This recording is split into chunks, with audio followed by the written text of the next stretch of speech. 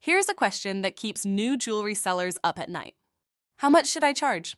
Price too low, and you're leaving money on the table. Price too high, and customers walk away. And that old advice to just double your costs? It rarely works for jewelry. Here's why. Jewelry isn't like selling t-shirts or phone cases. Its value is tied to emotion, to perception, to the story you tell. And that means your pricing strategy needs to be smarter than a simple markup. In this video, I'm going to give you a simple, proven formula to price your jewelry for real profit.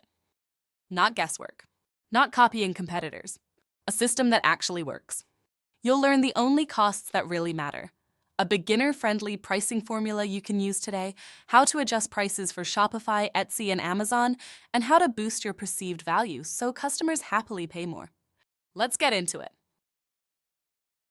Before we talk about pricing, we need to talk about costs. And this is where most beginners get it wrong. They only look at what they paid for the product, the cost of goods sold. But that's not the full picture. What you really need to know is your landed cost. This includes your product cost, plus inbound shipping from your supplier, plus packaging, boxes, pouches, branded materials, plus any duties or taxes if you're sourcing internationally. Your landed cost is the true baseline. It's what you've spent before you even make a single sale. But we're not done yet. You also need to account for variable selling costs. These are the costs you pay every time you make a sale. Things like platform fees on Etsy or Amazon, payment processing fees from Stripe or PayPal, fulfillment costs to pick, pack, and ship orders, and a returns allowance because some products will come back. When you subtract all these costs from your sale price, what's left is called your contribution margin. This is the money available to cover your fixed costs, like marketing and overhead, and generate actual profit.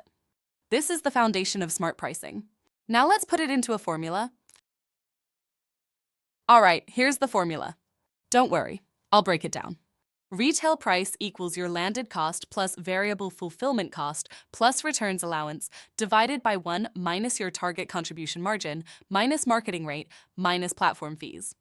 That sounds complicated, so let me give you an even simpler version to start with. Retail price equals landed cost divided by 1 minus your target gross margin. Here's what that means in practice. If your landed cost is $20 and you want a 60% gross margin, you divide 20 by 0.4. That gives you a retail price of $50. Now, what gross margin should you aim for?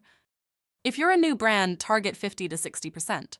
You're focused on covering costs and gaining traction.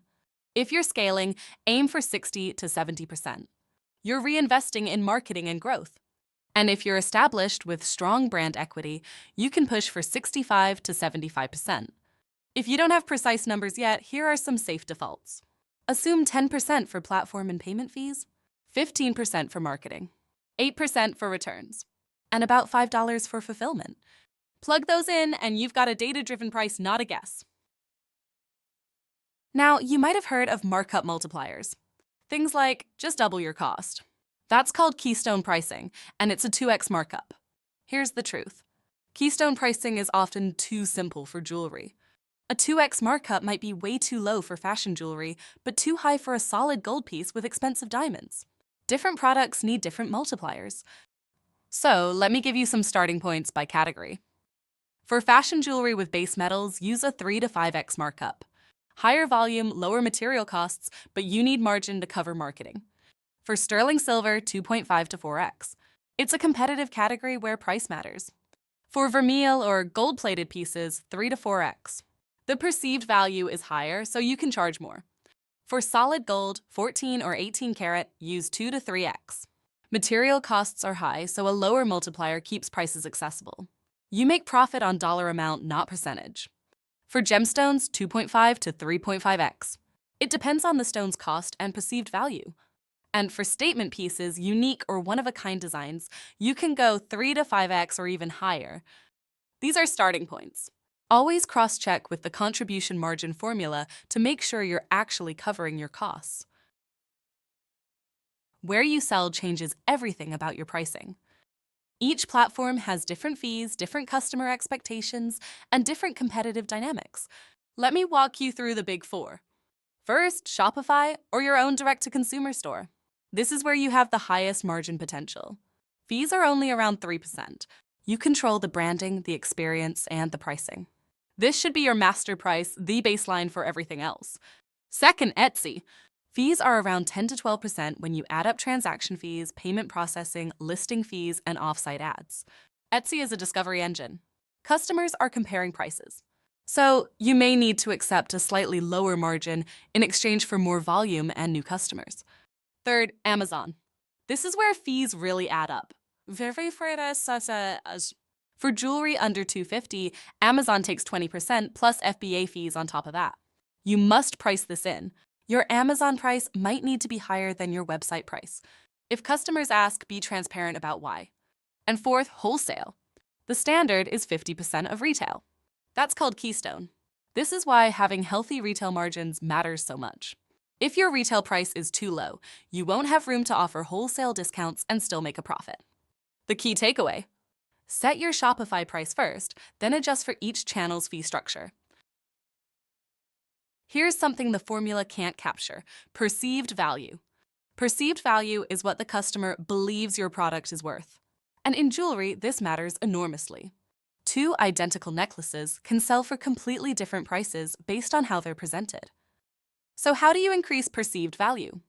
First, photography.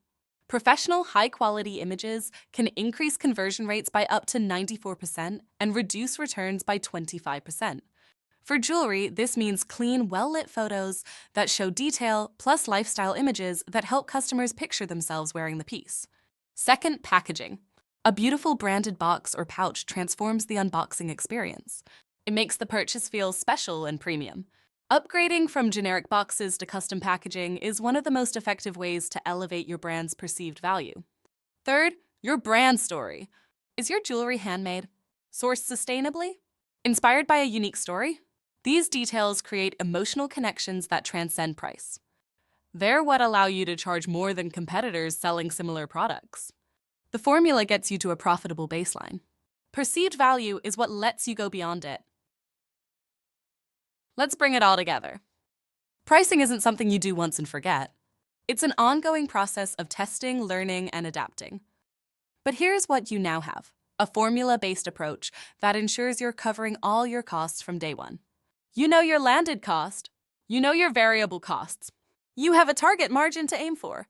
You understand how to adjust for different channels: Shopify, Etsy, Amazon, wholesale.